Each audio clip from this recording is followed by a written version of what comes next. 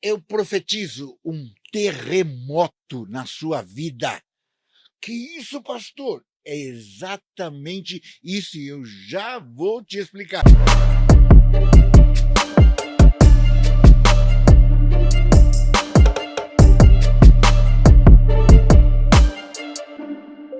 Eu sou o pastor Walter de Oliveira e você está no Não Estou em Crise, Estou em Cristo. Essa é uma verdade que vai nortear tudo que a gente vai falar daqui para frente. Antes disso, deixa eu já te convidar a se inscrever no nosso canal.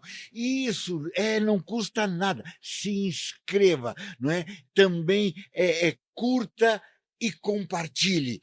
Além de comentar, curtir, compartilhar e comentar. Seu comentário é importante para a gente, mas compartilhe com o maior número de pessoas que você puder. Pastor, que história é essa de profetizar um terremoto na minha vida? Eu vou te explicar. Há um texto na Bíblia que está em Atos dos Apóstolos, capítulo 16, versos 25 e 26. Diz assim: perto da meia-noite, Paulo e Silas oravam e cantavam hinos a Deus, e os outros presos os escutavam. E de repente sobreveio um tão grande terremoto que os alicerces do cárcere se moveram e logo se abriram todas as portas e foram soltas as prisões de todos. Vamos lá. Perto da meia-noite, Paulo e Silas estão onde? No cárcere. Minha pergunta é: o que eles fizeram de errado para estarem lá no cárcere? Fala a verdade, quantas vezes na nossa vida acontecem coisas que nós dizemos: por que elas aconteceram? O que eu fiz de errado? Por que esse mal me sobreveio, essa intempérie? Por que as coisas viraram de uma hora para outra? Por que a gente não entende, não é mesmo? Paulo e Silas estão presos no cárcere. Isso após eles serem espancados publicamente. Olha só, foram espancados, tomaram açoites publicamente, ou seja, estavam, além de presos, estavam rasgados, sangrando, com os pés amarrados ao tronco, não é? Porque tinham feito o quê? Estavam pregando a palavra. E qual foi o mal maior que eles fizeram? Expulsaram o demônio de uma pessoa. Mas isso é ruim para aquelas pessoas foram. Aquela pessoa de quem eles expulsaram o demônio dava lucro para os seus senhores. E por causa disso eles foram apedrejados, espancados, e foi dado ordem ao carcereiro para colocá-los lá no cárcere interior. E o texto que a gente lê diz que perto da meia-noite, eles estão fazendo o que lá? Orando e cantando. Orando, tudo bem. Eles estavam numa situação difícil e quando a gente está em situação difícil, o que vamos fazer? Vamos orar. Mas eles não estão só orando, eles estão cantando também. E eu pergunto, por qual motivo? Porque normalmente nós louvamos a Deus quando as coisas vão indo bem, quando está tudo bem, quando os nossos projetos foram alcançados, quando as nossas lutas foram vencidas, quando nós conquistamos alguma coisa, compramos o carro, a casa, fizemos isso ou aquilo. Ótimo, nós estamos alegres e louvamos a Deus por isso. Mas Paulo e Silas estão lá rasgados, sangrando, pés no tronco, e cantando por quê? Ah, pastor, porque provavelmente eles tinham a esperança de sair em breve. Não, não tinham. Eles estão lá, de repente um advogado ia impetrar um habeas corpus, no outro dia eles iam sair, então eles estavam tão tranquilos que eles diziam, não, vamos cantar, porque amanhã está tudo bem. Não, não é verdade isso não estava acontecendo. Meu irmão, deixa eu falar uma coisa. Às vezes nós só louvamos a Deus pelo que ele faz. E Paulo e Silas não estão louvando a Deus pelo que ele está fazendo por eles, até porque Deus não está fazendo nada por eles. Essa é a verdade.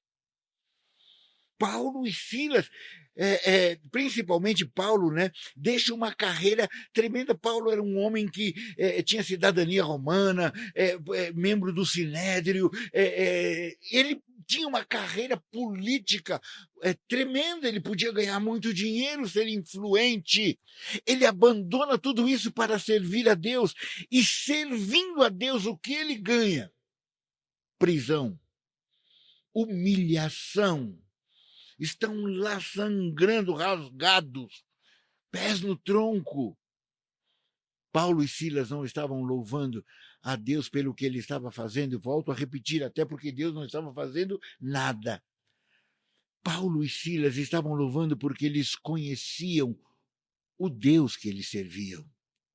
Eles não estavam louvando a Deus pelo que Deus estava fazendo, mas sim pelo que ele era para eles.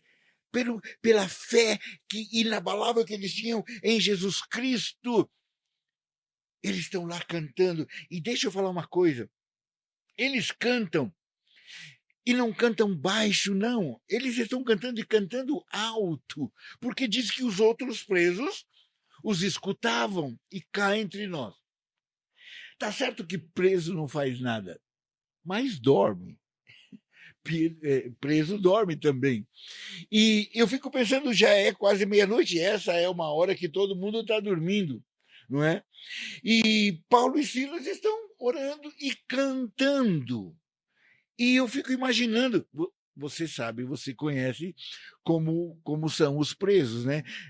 Eles não primam pela educação, né? Eles não estavam lá, nossa, que musiquinha boa essa, musiquinha legal, canta mais uma, né? Você imagina que isso estava acontecendo? Claro que não! Eles deviam estar xingando Paulo, para com essa cantoria aí, se esse Deus aí que você está falando fosse bom, vocês não estariam aqui? Estão pior que nós, porque diz que foi dado a eles, ao carcereiro, a ordem de colocá-los no cárcere interior, ou seja, no mais profundo, para onde corriam os dejetos. Eu creio que era um cárcere mal cheiroso, fétido, né? Terrível. E eles diziam, vocês estão cantando aí, vocês são pior do que a gente ainda. Não é? Eles deviam estar ouvindo tudo aquilo, mas eles não estavam nem aí. Eles continuavam cantando e louvando a Deus, porque eles conheciam o caráter, a fidelidade do Deus que eles serviam. Às vezes estamos passando por lutas tão difíceis, problemas tão difíceis, e tudo o que fazemos é reclamar. Eu não sei porquê, olha o que está acontecendo comigo, eu não fiz nada errado, e às vezes não fez mesmo. E às vezes não fez mesmo nada errado. Tudo que você fez está certo, está ótimo, mas está passando por lutas. Existem tempos na nossa vida que, sem que façamos nada errado, os problemas, as lutas, as dificuldades, os obstáculos, os empecilhos aparecem. E a gente não sabe o que fazer. Paulo e Silas sabiam o que tinham que fazer. Eles cantavam e oravam, louvando ao Deus que eles criam, que sabia, não importa, eu sei quem ele é, eu sei o caráter dele, eu sei a fidelidade dele, como é difícil fazermos isso nas horas mais difíceis da nossa vida. E tem uma expressão que eu acho tão tremenda, e diz assim, e de repente, sobreveio um tão grande terremoto que os alicerces do cárcere se moveram e logo se abriram todas as portas e foram soltas as prisões de todos. Gente, eles estão presos, pés no tronco, lá no cárcere interior. E diz que, de repente, os alicerces do cárcere se abalam e começa um tremor e vem um tremendo terremoto. Fala a verdade. Tudo que Paulo e Silas precisavam naquele momento era de um terremoto, não é verdade? O que faltava? Os caras tinham apanhado, estavam sangrando, estavam presos, amarrados, né? Não tinha ninguém, né, que não havia perspectiva de no outro dia saírem livres, nada. E aí eles estão cantando, louvando a Deus, e aí o que é que Deus faz? Manda um terremoto.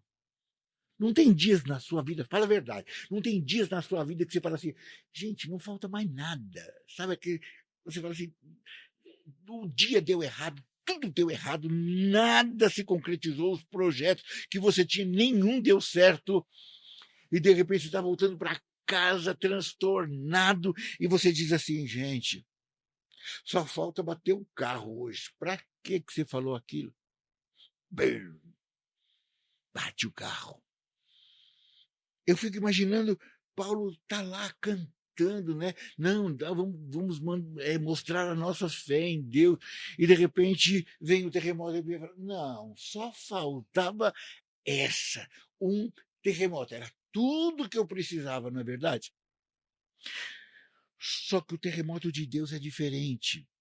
O terremoto diz que e logo se abriram todas as portas e foram soltas as prisões de todos. Olha que tremendo. O terremoto de Deus não só abre portas, e não algumas portas, mas todas as portas. Ele abre as portas, todas as portas, e solta a cadeia de todos que estão em volta. E como isso acontece? De repente. E a minha pergunta é, o que é de repente? Você já pensou nisso? O que é de repente? De repente consegui. Isso é de repente. De repente é um piscar de olhos, um estalar de dedos. Isso é de repente. E a minha pergunta é, como Deus pode mudar a sua vida? Num estalar de dedos. De repente ele vem e muda a sua vida, muda a sua história.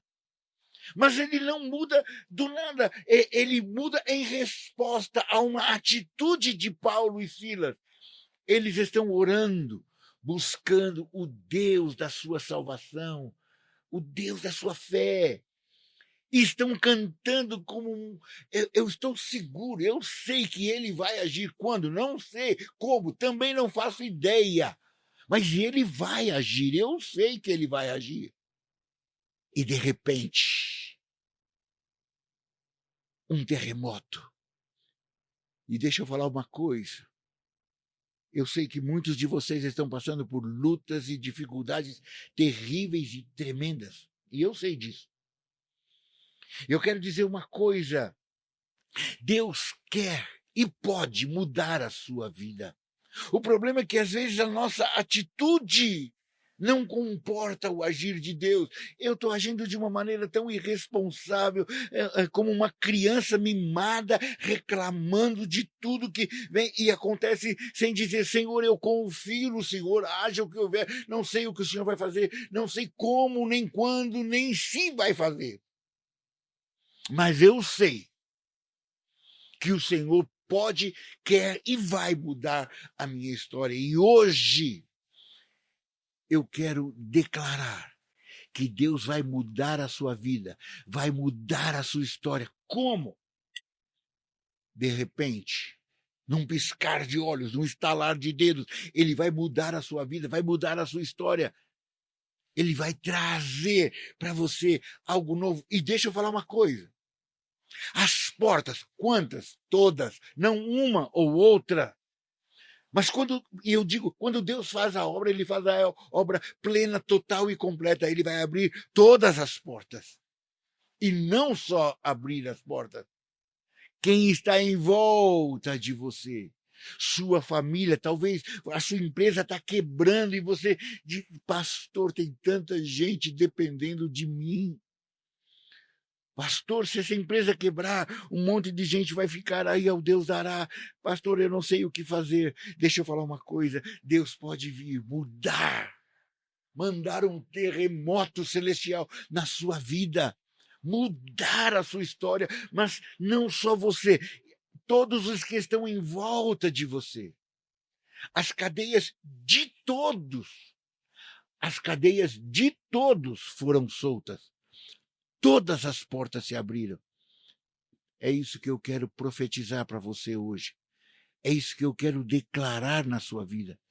Eu quero dizer que, em nome de Jesus, a mão de Deus, a poderosa mão de Deus, vai entrar aí e vai mudar a realidade que você está vivendo. Ainda que todas as circunstâncias sejam contrárias. Ainda que não haja ninguém para te defender. Não tem perspectiva lá na frente de melhor. Não tem problema. Deus muda as circunstâncias. Ele faz novas circunstâncias para você. Eu quero orar por você agora. E se você crê, aí onde você está, se você puder, feche os olhos junto comigo e receba esta oração. Pai, eu oro por este homem, por esta mulher, que talvez, olhando, Senhor, as circunstâncias em que ele está vivendo, ele não veja nenhuma perspectiva de melhora. Ele não vê, Senhor, nenhuma possibilidade de mudança. Pelo contrário, parece que tudo está dando errado e tudo contribuindo para que a coisa piore ainda mais. Mas eu quero declarar hoje, eu quero declarar agora, o de repente do Senhor. Senhor, o de repente do Senhor pode acontecer. Pai, o estalar de dedos, o piscar de olhos, Senhor Jesus, venha, mudando a vida, mudando a história. Deus, eu declaro um terremoto. Hoje, Senhor, eu profetizo um terremoto entrando nessa vida, nessa casa, nessa empresa, nesse lar, nessa família, mudando a história. Deus traz um terremoto onde todas as portas sejam abertas, onde as cadeias e os grilhões de todos sejam soltos, Pai. Oh Deus, muda. Eu tenho visto o Senhor mudar a vida de milhares de pessoas em tantos lugares. Faz isso agora, nessa vida, nesta casa.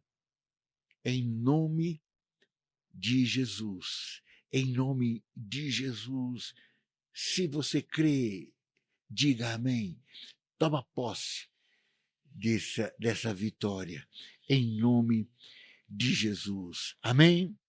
Não se esqueça de se inscrever no nosso canal. Não esqueça de curtir.